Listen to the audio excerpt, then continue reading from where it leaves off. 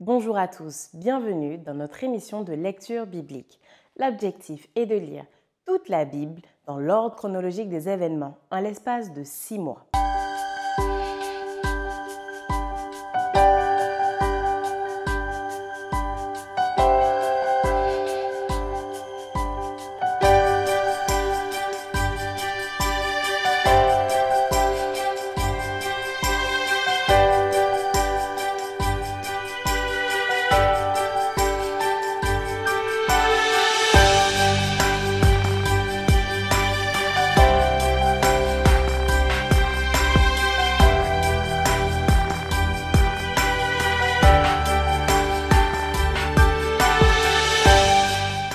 Cette émission vous est proposée par l'Église adventiste du 7e jour d'Évry.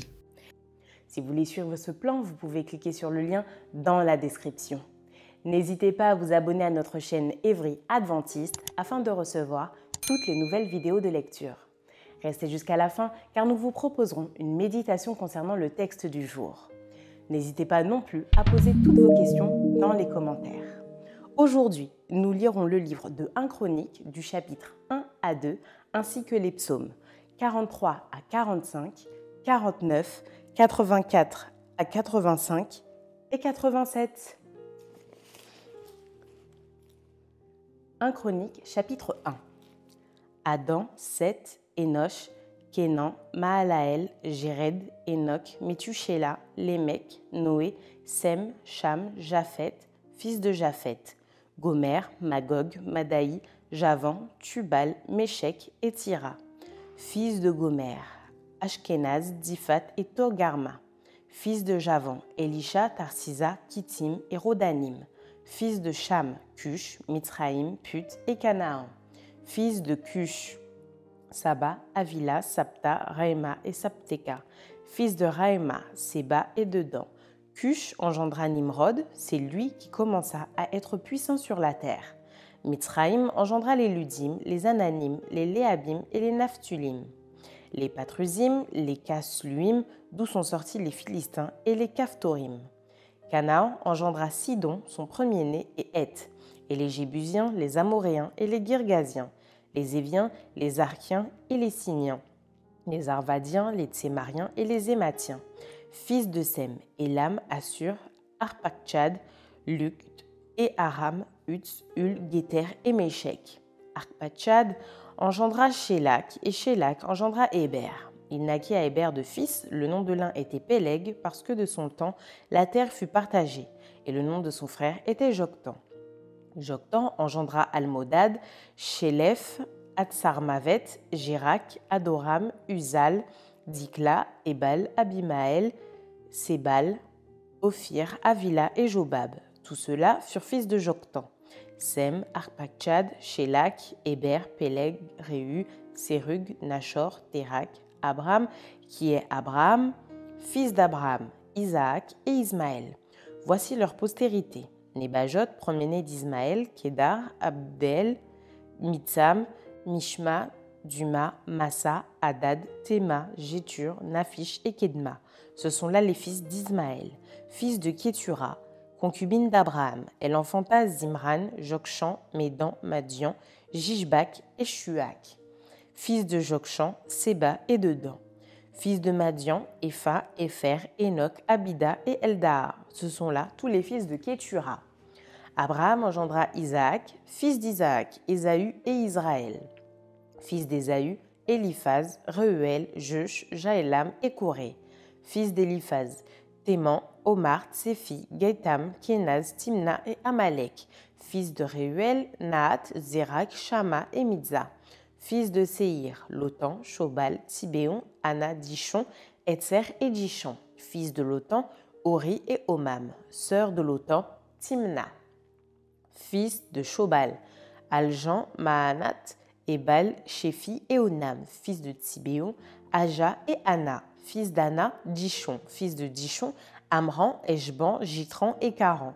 Fils d'Esther, Bilan, Zaavan et Jaakran. Fils de Dishan, Uts et Aran. Voici les rois qui ont régné dans le pays d'Édom avant qu'un roi régnât sur les enfants d'Israël. Béla, fils de Béor, et le nom de sa ville était Dinaba. Béla mourut et Jobab, fils de Zérak de Botsra, régna à sa place. Jobab mourut et Husham du pays des Thémanites régna à sa place. Husham mourut et Hadad, fils de Bédad, régna à sa place. C'est lui qui frappa Madian dans les champs de Moab. Le nom de sa ville était Avit. Hadad mourut et Samla de Masréka régna à sa place. Samla mourut et Saül, le Réhoboth sur le fleuve, régna à sa place. Saül mourut et Baal-Hanan, fils d'Akbor, régna à sa place. Baal-Hanan mourut et Hadad régna à sa place. Le nom de sa ville était Paï et le nom de sa femme Méhétabéel, fille de Matred, fille de Mézahab. Hadad mourut.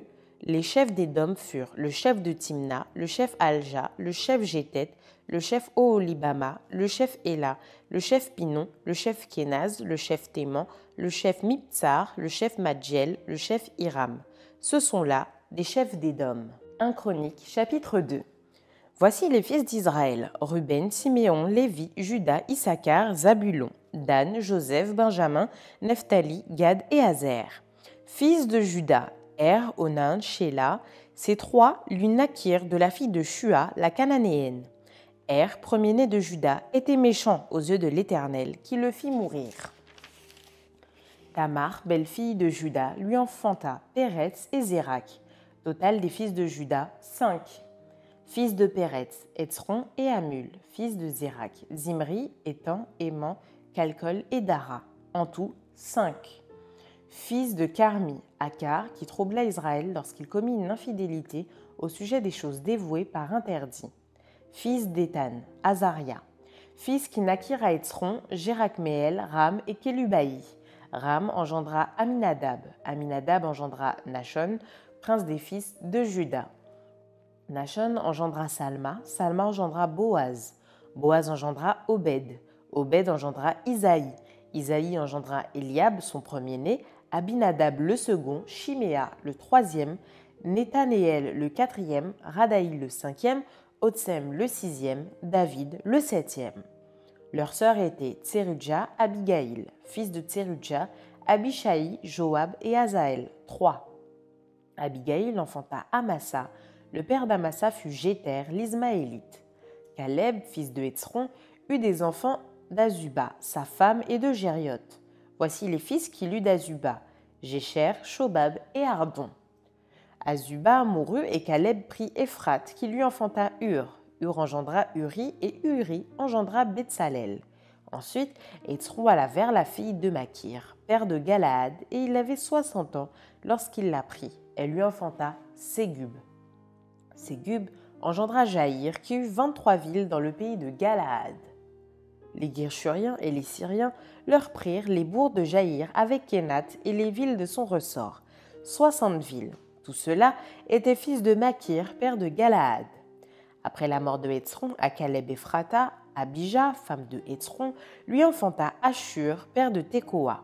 Les fils de Jérakméel, premier-né de Hétzron, furent Ram, le premier-né, Buna, Oren et Otsem, nés d'Ashija.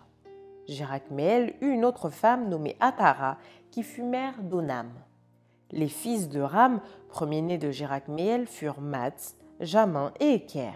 Les fils d'Onam furent Shamaï et Jada, fils de Shamaï, Nadab et Abishur.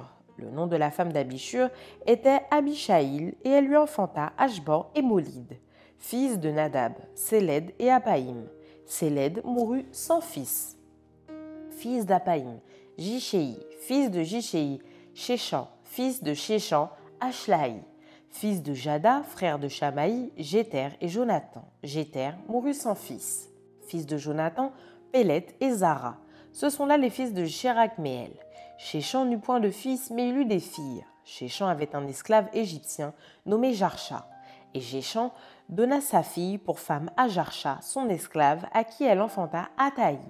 Ataï engendra Nathan, Nathan engendra Zabad. Zabad engendra Ephlal, Ephlal engendra Obed. Obed engendra Jéhu, Jéhu engendra Azaria. Azaria engendra Aletz, Aletz engendra Elaza. Elaza engendra Sismaï, Sismaï engendra Shalum. Shalum engendra Jekamja, Jekamja engendra Elishama. fils de Caleb, frère de Jérakméel, Mécha, son premier-né, qui fut père de Ziph, et les fils de Marécha, père d'Hébron, fils d'Hébron, Coré, Tapuac, Rékem et Shéma. Shéma engendra Racham, père de Jorkéam. Rékem engendra Shamaï, fils de Shamaï, Mahon, et Mahon, père de Bethsur. Epha, concubine de Caleb, enfanta Haran, Motsa et Gazez. Haran engendra Gazez, fils de Jadaï. Réguin, Jotam, Guéchan, Pélet, Epha et Shaaf. Maaka, concubine de Caleb, enfanta Sheber et Tirkana. Elle enfanta encore Shaaf, père de Madmana, et Sheva, père de Macbéna et père de Gibéa. La fille de Caleb était Aksa. Ceux-ci furent fils de Caleb, Shobal, fils de Hur, premier-né d'Ephrata et père de Kirjat Jéharim. Salma, père de Bethléem, Areph, père de Beth-Grader. Les fils de Shobal, père de Kirjat Jéharim, furent Aroé, Hatsi, Amenuutot. Les familles de Kirjat Jéharim furent les Jétriens, les Putiens, les Shumatiens et les Mishraïens. De ces familles sont sortis les Tséoratiens et les Eshtaoliens. Fils de Salma, Bethléem et les Nétophatiens, Atrot Bet-Joab, Hatsi, Amanashti, les Tséroïens. Et les familles des scribes demeurant à Jaébetz, les Tyréatiens, les Chiméatiens et les Sucatiens. Ce sont les Kéniens issus de Hamath, père de la maison de Récab. Psaume 43. Rends-moi justice, ô Dieu, défends ma cause contre une nation infidèle. Délivre-moi des hommes de fraude et d'iniquité. Toi, mon Dieu protecteur, pourquoi me repousses-tu? Pourquoi dois-je marcher dans la tristesse sous l'oppression de l'ennemi? Envoie ta lumière et ta fidélité, qu'elle me guide, qu'elle me conduise à ta montagne sainte et à tes demeures. J'irai vers l'autel de Dieu ma joie et mon allégresse, et je te célébrerai sur la harpe, ô Dieu, mon Dieu. Pourquoi t'as battu mon âme et gémis-tu au-dedans de moi? Espère en Dieu, car je le louerai encore, il est mon salut et mon Dieu. Amen. Psaume 44. Au chef des chantres, des fils de Coré, cantique.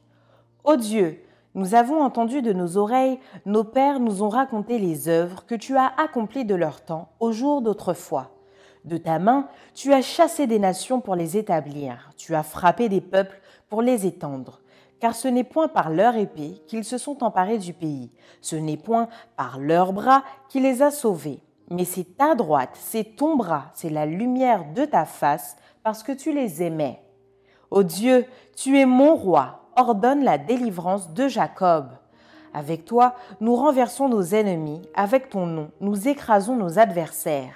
Car ce n'est pas en mon arc que je me confie, ce n'est pas mon épée qui me sauvera, mais c'est toi qui nous délivres de nos ennemis et qui confonds ceux qui nous haïssent. Nous nous glorifions en Dieu chaque jour et nous célébrerons à jamais ton nom. Cependant, tu nous repousses, tu nous couvres de honte, tu ne sors plus avec nos armées.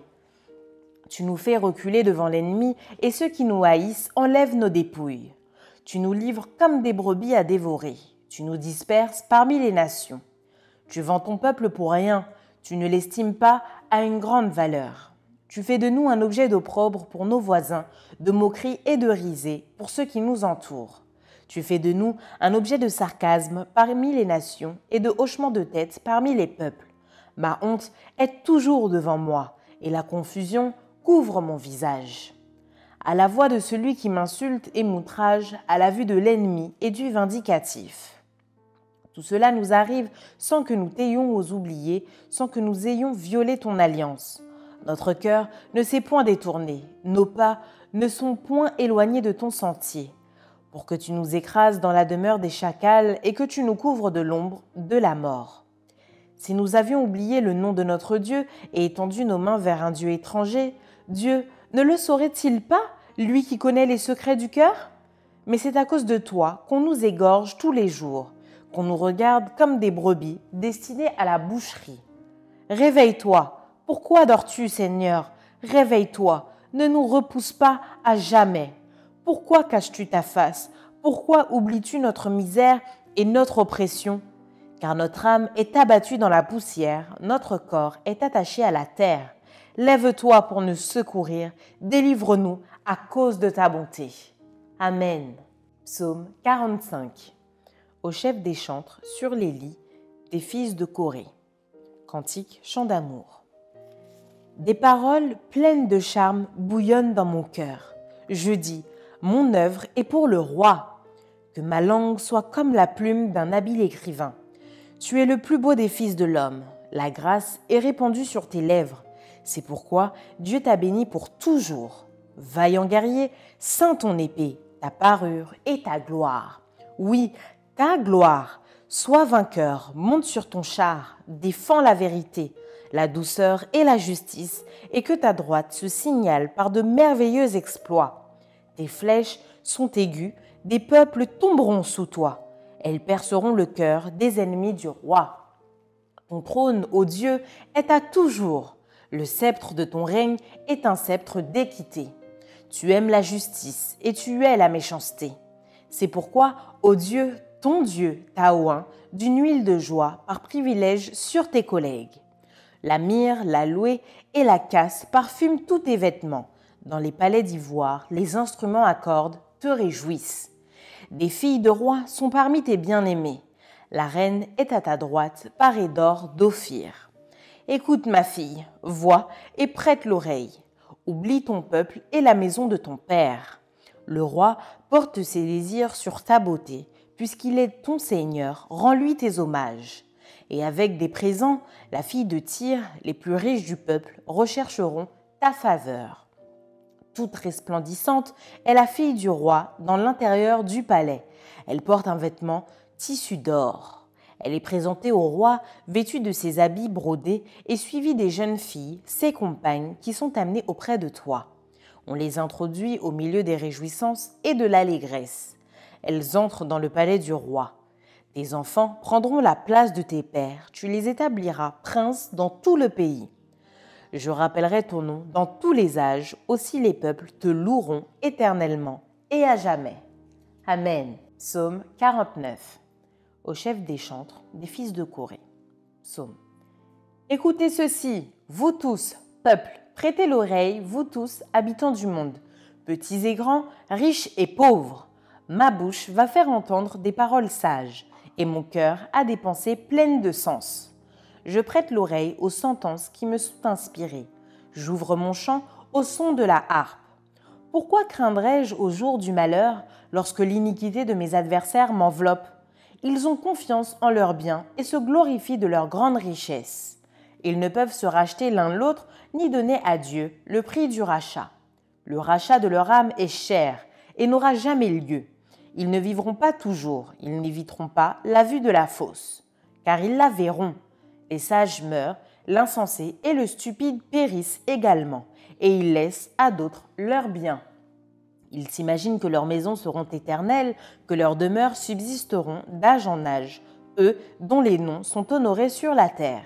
Mais l'homme qui est en honneur n'a point de durée, il est semblable aux bêtes que l'on égorge. Telle est leur voix, leur folie, et ceux qui les suivent se plaisent à leur discours. Comme un troupeau, ils sont mis dans le séjour des morts. La mort en fait sa pâture. Et bientôt, les hommes droits les foulent aux pieds. Leur beauté s'évanouit, le séjour des morts est leur demeure. Mais Dieu sauvera mon âme du séjour des morts, car il me prendra sous sa protection. Ne sois pas dans la crainte parce qu'un homme s'enrichit, parce que les trésors de sa maison se multiplient. Car il n'emporte rien en mourant, ses trésors ne descendent point après lui. Il aura beau s'estimer heureux pendant sa vie, on aura beau te louer des jouissances que tu te donnes, tu iras néanmoins au séjour de tes pères qui jamais ne reverront la lumière. L'homme qui est en honneur et qui n'a pas d'intelligence est semblable aux bêtes que l'on égorge. Amen. Psaume 84. Au chef des chantres, sur la guitite des fils de Corée. Que tes demeures sont aimables, Éternel des armées. Mon âme soupire et languit après les parvis de l'Éternel. Mon cœur et ma chair poussent des cris vers le Dieu vivant. Le passereau même trouve une maison et l'hirondelle un nid où elle dépose ses petits. Tes autels, Éternel des armées, mon roi et mon Dieu. Heureux ceux qui habitent dans ta maison, ils peuvent te célébrer encore. Heureux ceux qui placent en toi leur appui, ils trouvent dans leur cœur des chemins tout tracés. Lorsqu'ils traversent la vallée de Baca, il la transforme en un lieu plein de sources.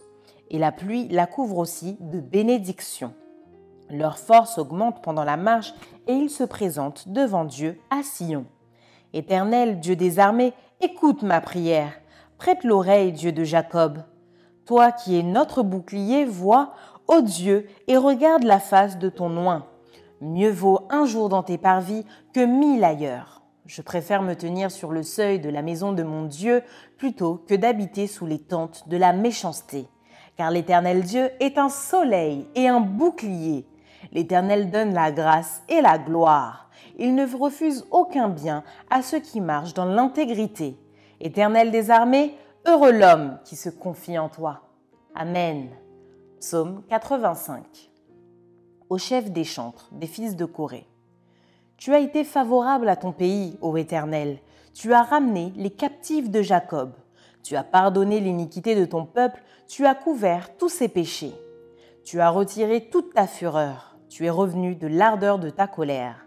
Rétablis-nous, Dieu de notre salut. Cesse ton indignation contre nous.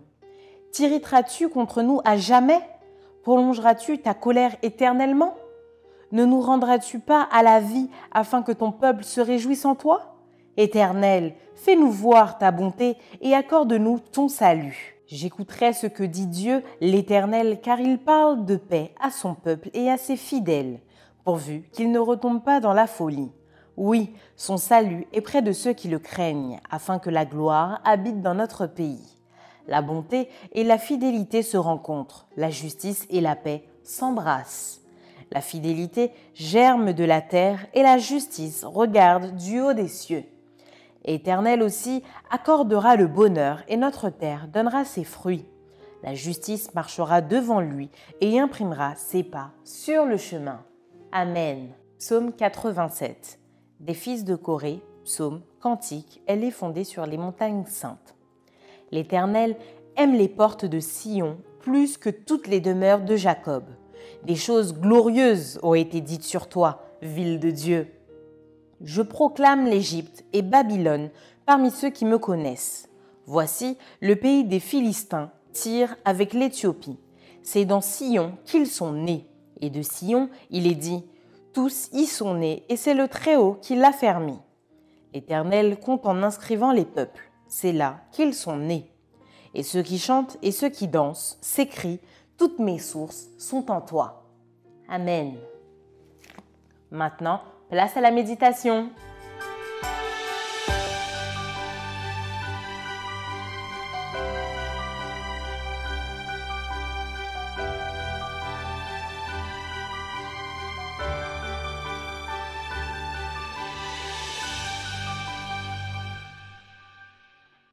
Bonjour à tous. Nous avions lu aujourd'hui donc les chapitres 1 et 2 du livre de Chroniques et les psaumes 43, 45 et 49. Et donc, dans ces chapitres 1 et 2, nous avons une série de généalogies qui d'ailleurs se poursuivent dans les chapitres 3 jusqu'à 6 aussi. Et on voit qu'au cœur de ces généalogies, on trouve la vie de certains hommes qui ont marqué l'histoire du peuple d'Israël. On y trouve notamment dans le chapitre 6, des hommes comme Corée. On connaît l'histoire de Corée, qui d'ailleurs a été l'un des instigateurs d'une révolte avec Moïse, et comment Corée a été puni. Et on nous parle aussi de ses descendants, les fils de Corée. Et ces fils de Corée, ils n'ont pas marché comme leur père, ils ont marché comme il fallait, ils ont été fidèles à Dieu. Et ce sont ces descendants-là, ces fils de Corée, qui ont rédigé notamment les psaumes 43, 45 et 49 d'ailleurs. Ils ont rédigé 12 psaumes. Il y a aussi des psaumes 84 et 85, 87 à 88. Donc tous ces psaumes portent le nom de leurs auteurs, les fils de Corée. Alors on va s'arrêter peut-être sur le psaume 43. Alors ce psaume commence par cette expression « Rends-moi justice, ô Dieu, défends ma cause contre une nation infidèle, délivre-moi des hommes de fraude et d'iniquité. » Alors l'auteur se tourne vers Dieu, qui serait pour lui comme un défenseur, comme un avocat, ce Dieu qui plaide notre cause lorsque nous sommes confrontés notamment à de l'opposition, lorsque nous faisons face à un conflit, une altercation avec quelqu'un. Oui, Dieu se positionne comme notre défenseur. Nous avons dans l'épître de Jean, d'ailleurs, cette expression que nous avons un avocat auprès du Père, Jésus-Christ le juste, qui plaide notre cause lorsque nous sommes accusés devant Dieu, lorsque nous avons péché. Dieu défend notre cause, d'autant qu'il s'agit d'un combat pour la justice, d'un combat contre l'infidélité, la fraude et l'iniquité. Alors, face au péché environnant, l'auteur de ce psaume réclame une aide, une assistance spéciale de la part de Dieu. Nous ne devons pas oublier que notre positionnement en tant qu'enfant de Dieu déclenche systématiquement forcément de l'opposition de la part de Satan et de ses suppôts. Paul d'ailleurs nous dit dans 2 Timothée 3, verset 12, « Or, tous ceux qui veulent vivre pieusement en Jésus-Christ seront persécutés. » Persécutés par qui? Par les hommes de fraude et d'iniquité, qui nous haïssent et qui nous détestent, car nous portons des valeurs différentes des leurs. Et donc, face à une telle opposition, la tentation est grande, peut-être de se décourager ou de laisser tomber, d'être abattu. Et d'ailleurs, il le dit dans le psaume, « Pourquoi t'as battu mon âme et gémis-tu au-dedans de moi ?» Voilà. Bref, on a envie de laisser tomber, de baisser les bras. Mais c'est là, justement, à ce moment-là, que l'auteur de ce psaume nous invite à placer notre espérance en Dieu. Il nous exhorte même à continuer à rendre gloire à Dieu, à le louer, même au creux de la vague. Pourquoi t'as battu mon âme et gémis-tu au-dedans de moi? Espère en Dieu, car je le louerai encore. Il est mon salut et mon Dieu. Ce psaume 43 nous fait finalement découvrir 3 dimensions de Dieu. Dans les premiers versets, nous voyons que Dieu est notre défenseur. Au verset 2, nous voyons que Dieu est notre protecteur. Il nous protège, oui. Et enfin, quand ce texte dit « Il est mon salut et mon Dieu », Dieu est notre sauveur. 3 dimensions de Dieu. Très intéressant. Nous avions aussi à lire le psaume 49. Dans le psaume 49, il est dit « Mais Dieu sauvera mon âme du séjour des morts, car il me prendra sous sa protection. » Le psaume 43 fait référence à ces 3 dimensions de Dieu. Il me prendra sous sa protection, Dieu protecteur. Mais Dieu sauvera mon âme, ce Dieu sauveur. Oui. Donc il y a une répétition, effectivement, au cours de ces psaumes qui ont été écrits par le même auteur, donc les fils de Corée.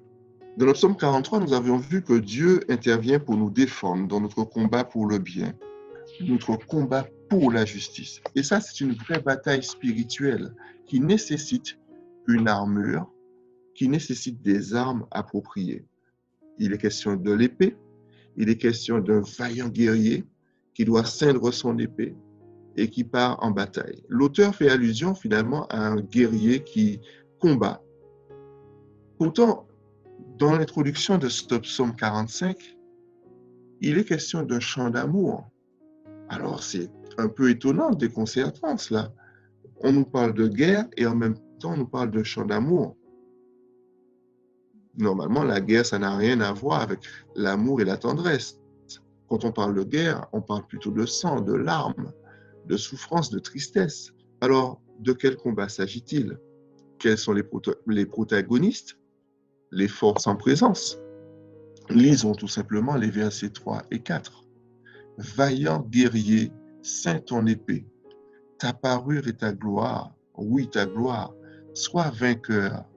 Monte sur ton char, défends la vérité, la douceur et la justice, et que ta droite se signale par de merveilleux exploits. » Donc visiblement, ce guerrier doit défendre la vérité, la douceur et la justice. Or, nous venons de dire plus haut que l'auteur de ce psaume suppliait Dieu d'effectuer ce travail-là en sa faveur, défends ma cause. Rends-moi justice, ô Dieu, je rappelle les paroles du psaume 43. Donc, dans notre combat contre l'iniquité ou la fraude, Dieu veut faire de nous un vaillant guerrier, un soldat au service du roi des rois. Oui, nous devons être des vaillants guerriers engagés dans une lutte sans merci pour faire triompher la vérité, la justice et le droit. Et ce psaume 45 nous fait comprendre que cette lutte se passe au niveau de quoi? De notre langue. Elle concerne notre façon de parler. Elle concerne notre façon de nous exprimer. Au verset 1, en tant que chrétien, ai-je à cœur de faire sortir de ma bouche des paroles pleines de charme? Est-ce que ma langue est au service du roi des rois? C'est une vraie question pour nous aujourd'hui. Verset 2, est-ce que la grâce est répandue sur mes lèvres lorsque je parle? Dans le psaume 49, que nous avions d'ailleurs aussi à lire, et au verset 3, que lisons-nous? L'auteur nous invite à réfléchir même, sur le même plan d'ailleurs. Il nous dit, votre bouche fait-elle entendre des paroles sages?